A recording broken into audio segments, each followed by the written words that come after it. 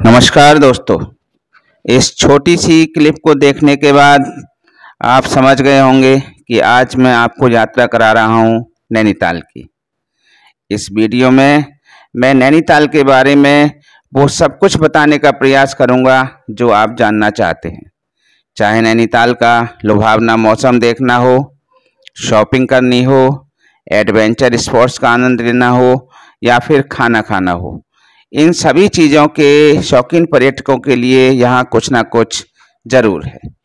नैनी झील शहर के बीच में बहती है। इसके अलावा यहाँ अन्य झीलें भी हैं जो आप देख सकते हैं, जैसे सात ताल, नौकुचिया ताल, भीमताल आदि। अब बात करते हैं कि नैनीताल पहुँचा कैसे जाए। नैनीताल हम सड़क, रेल और वायु तीनों प्रकार से पहुंच सकते हैं। नैनीताल से लगभग 35 किलोमीटर दूरी पर स्थित है काठगोदाम, जो यहां पहुंचने का अंतिम रेलवे स्टेशन है। उत्तर पूर्व रेलवे का यह अंतिम स्टेशन काठगोदाम भारत के विभिन्न शहरों दिल्ली, लखनऊ, देहरादून, हावड़ा आदि से जुड़ा हुआ है। यहाँ के अलावा आप हल्द्वानी, जो नैनीताल से 40 किलोमीटर दूर है, वहाँ भी उतर सकते हैं। उत्तरांचल संपर्क क्रांति एक्सप्रेस, काठगोदाम नई दिल्ली शताब्दी एक्सप्रेस, बाग एक्सप्रेस, काठगोदाम देहरादून एक्सप्रेस, जम्मू तवी काठगोदाम और कानपुर के बीच एक गरीब रथ चलती है। तो ये सारी ट्रेनें यहाँ काठगोदाम आपको उतार सकती हैं, या आप हल्द्वानी भी उतर सकते हैं। नैनीताल सड़क मार्ग द्वारा भारत की राजधानी नई दिल्ली व अन्य शहरों से अच्छी तरह से जुड़ा हुआ है। नैनीताल की डिस्टेंस नई दिल्ली से 320 किलोमीटर है और यहाँ आप 6 से 7 घंटे में आसानी से पहुँच सकते हैं।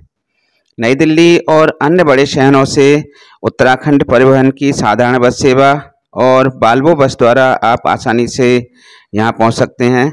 इसके अलावा आप अपने प्राइवेट वाहन, टैक्सी अथवा कैब बुक करवा कर भी रास्ते का आनंद लेते हुए यहाँ पहुँचा जा सकता है।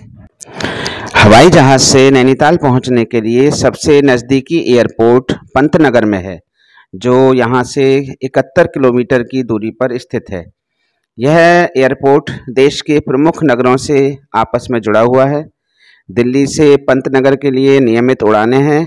वहीं देहरादून के जॉली ग्रांट हवाई अड्डे से भी पंतनगर के लिए नियमित उड़ानें हैं।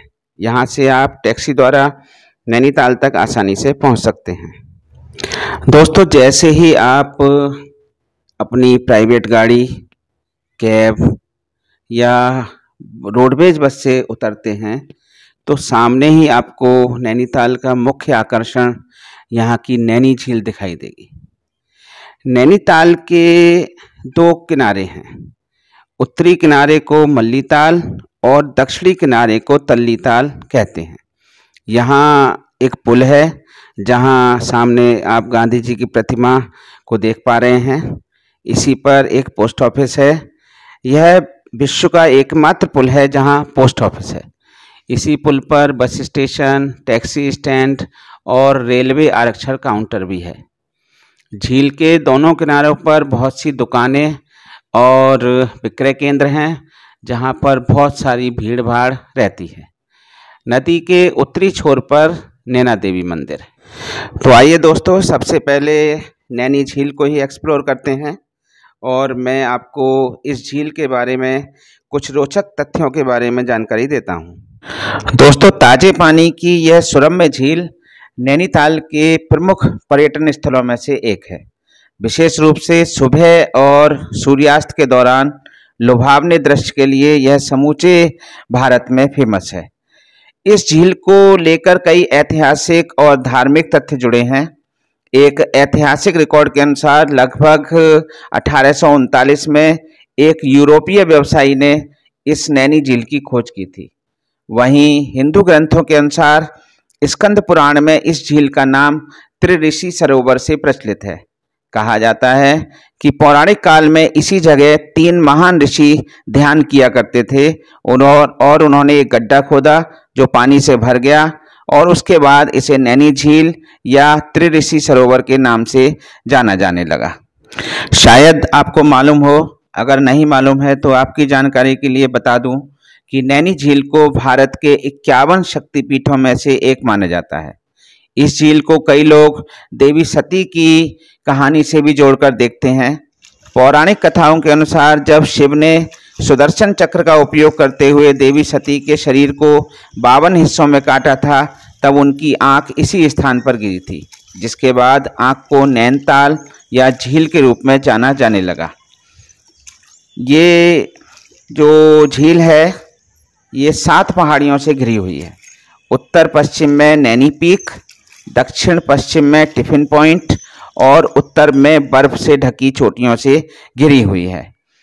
आपको बता दें कि हर साल इस झील में नौकायन प्रतियोगिता आयोजित की जाती है। इसके अलावा अक्टूबर और नवंबर के महीनों में कुमाऊं उत्सव का भी आयोजन किया जाता है। ब्रिटिश काल में अंग्रेजों की यह सबसे पसंदीदा जगहों में से एक थी, जहां वो सुबह और शाम को टहलने के लिए आते थे। दोस्तों, नैनीताल का दूसरा मेन अट्रैक्टिव टूरिस्ट प्लेस है गोविंद बल्लभ पंत हाई एल्टीट्यूड जू। यह जू समुद्र तल से 2100 मीटर की ऊंचाई पर शेर का डांडा नामक पहाड़ी पर स्थित है। यह जू नैनीताल बस और टैक्सी स्टैंड से केवल 1 किलोमीटर की दूरी पर है। यहाँ से आपको एंट्री टिकट लेना होगा। बड़ों के लिए एंट्री टिकट 100 रुपये का तथा 12 वर्ष तक के बच्चों के लिए 50 रुपये का है। सीनियर सिटीजन्स के लिए और डिजेबल्ड पर्सन्स के लिए एंट्री फ्री है। मंडे और नेशनल हॉलीडेज को यह जू बंद रहता है।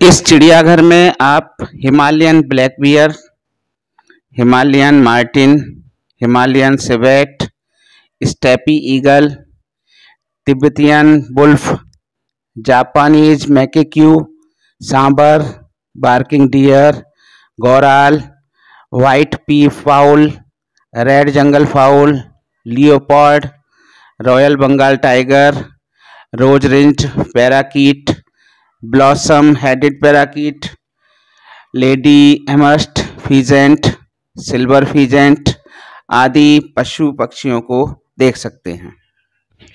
दोस्तों, ये जो आप सामने देख रहे हैं यह है इको केप पार्क, जो कुमायूं विकास मंडल द्वारा ऑपरेट किया जाता है।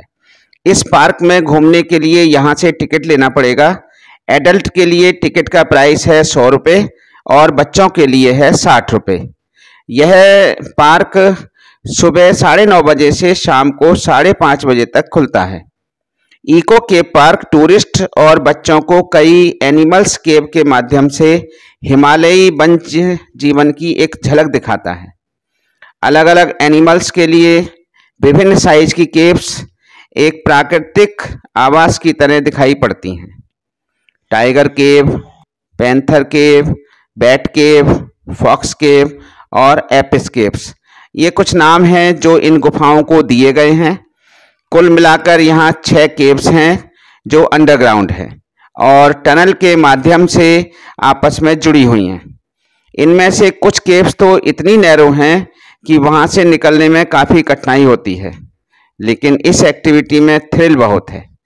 कुछ गुफाओं में तो अंधेरा भी बहुत ज़्यादा है और किसी किसी में पानी भी टपकता रहता है, जिसकी वजह से थोड़ी फिसलन हो जाती है। इसलिए बहुत संभाल कर पैर रखें और इसका आनंद लें।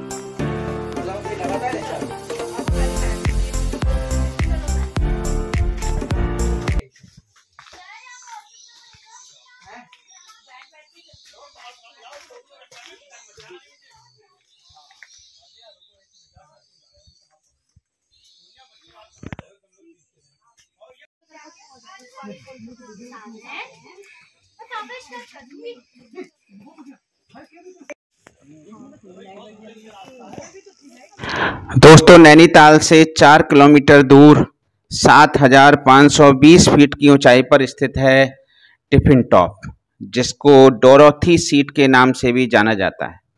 यहाँ से हिमालय का एक सुंदर नज़ारा देखने को मिलता है।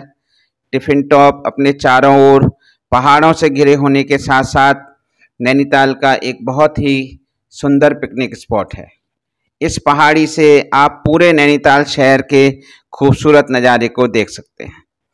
टिफिन टॉप का नाम डोरोथी सीट एक अंग्रेज महिला कैलेट डोरोथी के नाम पर रखा गया है, जो अक्सर इस पहाड़ी पर बैठकर चित्रकारी किया करती थी।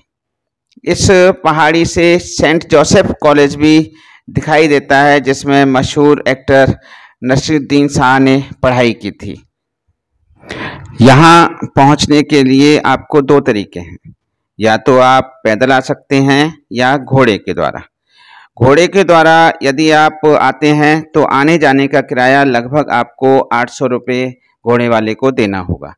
और यदि आप दोस्तों पैदल आते हैं तो आपको एक बात का ध्यान रखना है कि कम से कम 1-2 लीटर पानी ज़रूर रखें, क्योंकि चढ़ाई करते समय रास्ते में आपको कोई भी दुकान नहीं मिलेगी, इसलिए पानी अपने साथ ज़रूर रखें। दोस्तों, इस समय जो आप ये व्यू देख रहे हैं, ये देख रहे हैं नैनीताल के हिमालय दर्शन नामक टूरिस्ट प्लेस से। यहाँ से हिमालय की नंदा देवी पहाड़ी, त्रिशूल, नीलकंठ, पंचचूली आदि हिमालय से लदी पहाड़ियाँ साफ नजर आती हैं।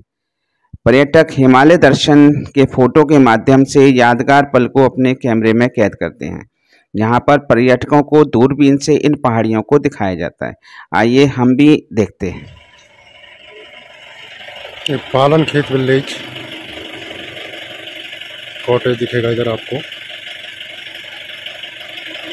पहाड़ी फ्रूट आता है इधर से, स्ट्रॉबेरी, चेरी का फल। कोई मिल गया मूवी का शूटिंग भी है इधर पे। थोड़ा रुकेंगे, अब दूसरी जगह जाएंगे।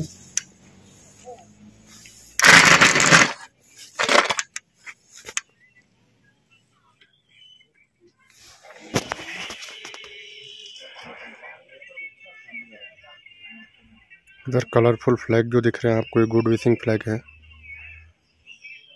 इसके बैक साइड मॉन्क मॉनेस्ट्री है। 2 किलोमीटर ट्रैकिंग का रूट है। इसके ऊपर नैना पीक, जिसे चाइना पीक बोलते थे पहले।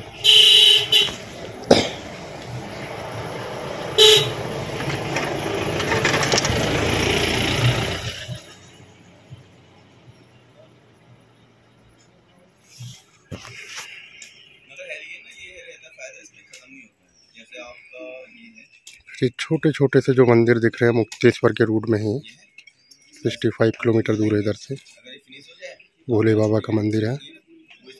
वेदर क्लियर रहे तो यहाँ से हिमालय का बहुत अच्छा रेंज दिखता है।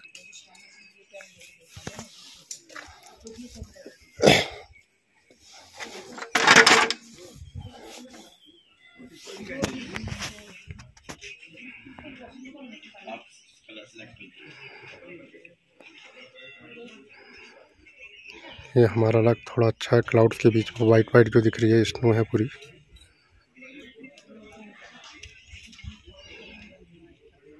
थोड़ा हल्का दिखेगा, क्लाउड्स काफ़ी हैं।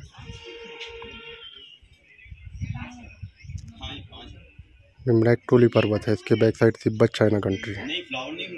फिर थोड़ा सा इधर को हम जाएंगे Nanda Devi peak, but clouds बहुत हैं इस वजह से ज़रा साफ नहीं आ रहा है।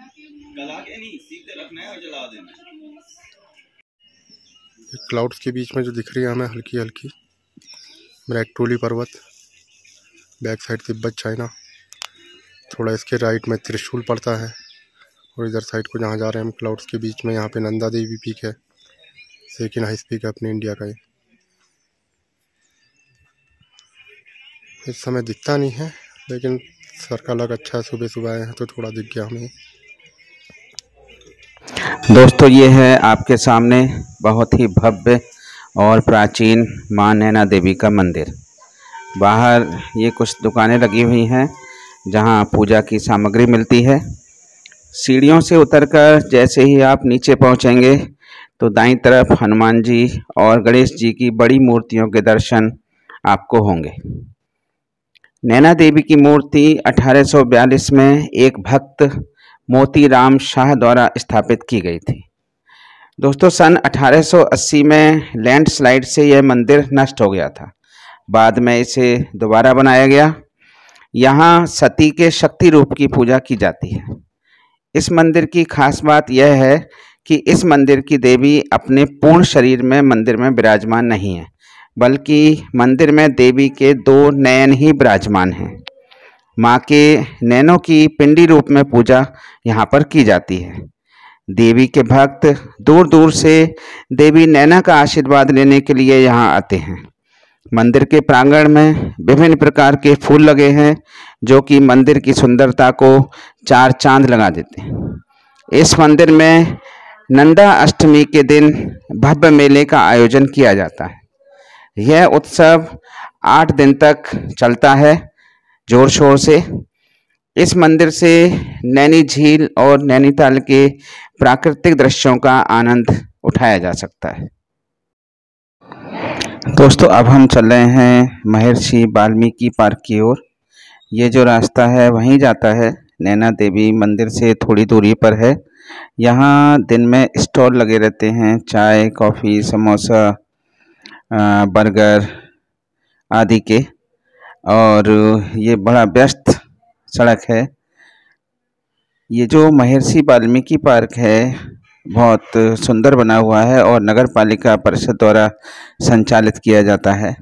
यहाँ बैठकर आप झील का सुंदर नज़ारा देख सकते हैं और मनमोहक पहाड़ों के दृश्यों को भी निहार सकते हैं। दोस्तों नैनीताल का एक और प्रमुख और आकर्षक टूरिस्ट प्लेस है स्नो व्यू पॉइंट, जो समुद्र तल से 2270 मीटर ऊंचाई पर स्थित है। यहाँ से हिमालय के दूधिया सफ़ेद पहाड़ बहुत ही सुंदर दिखाई देते हैं। यहाँ एक बहुत बड़ी दूरबीन लगाई गई है जिससे आप हिमालय पर्वतमाला और उनकी चोटियों को बहुत ही करीब से देख सकते हैं। नंदा देवी, नंदाकोट और त्रिशूल जैसी प्रमुख चोटियाँ जो अद्भुत और मनोरम दृश्य प्रस्तुत करती हैं, यहाँ से आप आसानी से देख सकते हैं। स्नो व्यू पॉइंट मल्लीताल में मॉल रोड से ऊंचाई पर स्थित है। यहाँ तक आप सड़क मार्ग से भी आ सकते हैं और सबसे अच्छा और बेस्ट तरीका है कि आप केबल कार से आइए। केबल कार नीचे आपको मिल जाएगी और यहाँ तक पहुँचने के लिए आपको 300 रुपये वयस्क को खर्च करने पड़ेंगे। और जो रास्ते में इस केबल कार से आप नज़ारा देख पाएंगे वो बहुत ही सुंदर होगा। नैनी झील को पूर्ण रूप से आप इसको देख सकते हैं। नैनीताल के दर्शन अच्छे ढंग से किए जा सकते हैं और एक बार में इस केबल कार में 12 लोग बैठ सकते हैं। तो ज़रूर इस रास्ते का आनंद लीजिए। दोस्तों अब मैं जो आपको जगह दिखाने जा रहा हूँ ये प्रसिद्ध है मैंगो पॉइंट के नाम से। क्यों प्रसिद्ध है? क्योंकि यहाँ से नैनी झील मैंगो के आकार की दिखाई देती है। ये आपको सीन में दिखाई दे रहा होगा कि मैंगो की तरह लग रही है नैनी झील, इसीलिए इस पॉइंट को मैंगो पॉइंट के नाम से जाना जाता है। एक तो इसके आसपास का जो एरिया है वो हरियाली से पूरा भरा हुआ है। हालांकि ज़्यादातर जो गाइड हैं वो यहाँ लेकर नहीं आते हैं क्योंकि ये थोड़ा अलग ऊंचाई पर बसा हुआ एरिया है, इसलिए यहाँ से देखिए कितना सुंदर नज़ारा नैनीताल का और नैनी झील का दिखाई दे रहा है। यह है मैंगो पॉइंट। दोस्तों नैनीताल के तल्लीताल क्षेत्र में ही नैनी झील के सामने है ये सेंट फ्रांसिस कैथोलिक चर्च। दोस्तों ईसाई धर्म के लोग नैनीताल में 1841 में आए थे। शुरुआत में कैथोलिक धर्म के अनुयायियों की संख्या कम थी, इसलिए यहाँ पर इस छोटे चर्च की स्थापना की गई। इसको लेक चर्च ऑफ नैनीताल के नाम से भी जाना जाता है। आगरा कैथोलिक केंद्र में नियुक्त फादर मैकन द्वारा इस छोटे चर्च की स्थापना 1868 में की गई थी। इसे गॉथिक शैली में बनाया गया था और सेंट फ्रांसिस ऑफ असीसी को ये समर्पित किया गया है।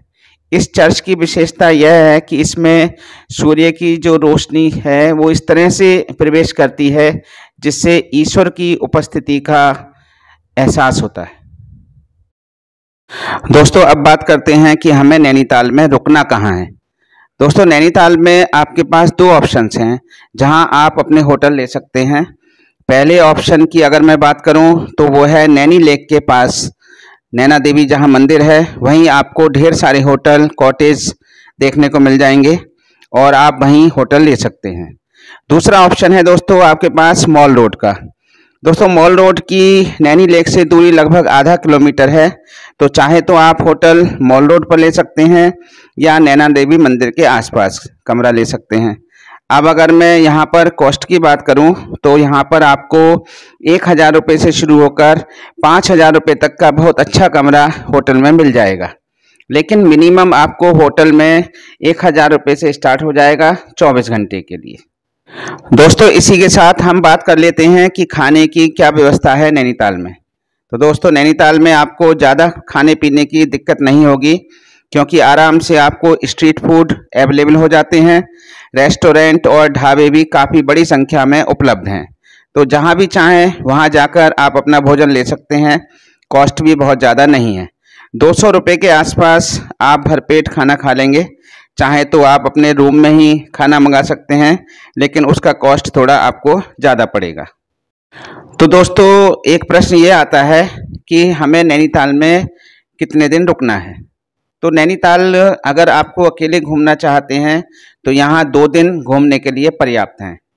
अब बात करते हैं कि नैनीताल हमें कब आना चाहिए। तो दोस्तों वैसे तो नैनीताल में हमेशा ही आपको रश देखने को मिलेगा, क्योंकि टूरिस्ट हमेशा यहाँ आते रहते हैं, लेकिन जो सबसे अच्छा समय है वो है दिसंबर से जनवरी वाला। इसका कारण यह है कि आपको थोड़ी भीड़ तो मिलेगी, लेकिन उन दिनों में आप स्नोफॉल का आनंद उठा पाएंगे। और यदि आप मई जून के आसपास जाते हैं तो शायद ठंडा मौसम तो होगा, लेकिन बर्फ़ देखने को नहीं मिलेगी। इसीलिए जो बेस्ट समय है वो है नवंबर से दिसंबर का, लेकिन जो पीक सीजन होता है वो है समर वेकेशंस का, क्योंकि इन दिनों यहाँ बड़ी संख्या में लोग आते हैं। तो दोस्तों अंत में बात करते हैं कि घूमने के लिए हमारा साधन क्या होना चाहिए। तो दोस्तों इसके लिए 2 ऑप्शंस हैं। पहला ऑप्शन तो है कि आप टैक्सी लेकर इन सारी जगहों को घूम सकते हैं। टैक्सी का भाड़ा 1500 से 2000 रुपये तक पड़ेगा और आप एक ही दिन में ये सारे टूरिस्ट प्लेसेस देख लेंगे। दूसरा ऑप्शन ये है दोस्तों, जो कि सस्ता भी पड़ेगा मेरे ख्याल से, वो है आप स्कूटी या बाइक हायर कर लें। आपको ये स्कूटी या बाइक मॉल रोड, जहाँ बहुत सारे एजेंट खड़े रहते हैं, या कुछ शॉपकीपर्स भी जो इन्हें किराए पर देने के लिए रखते हैं, वहाँ से मिल जाएंगी। अब आप चाहें तो स्कूटी लीजिए या बाइक, वो आपकी पसंद के ऊपर डिपेंड करता है। सीजन में स्कूटी का किराया लगभग 700 रुपये और ऑफ सीजन में 400 रुपये में ये एक दिन के लिए स्कूटी आपको मिल जाएगी। तो दोस्तों ये था नैनीताल यात्रा का एक दिन का घूमने का प्लान। नैनीताल यात्रा के अगले एपिसोड में मैं आपको भीमताल, सातताल, कैंची धाम आदि की पूरी जानकारी दूंगा। वीडियो आपको कैसा लगा कमेंट बॉक्स में कमेंट करके ज़रूर बताएं।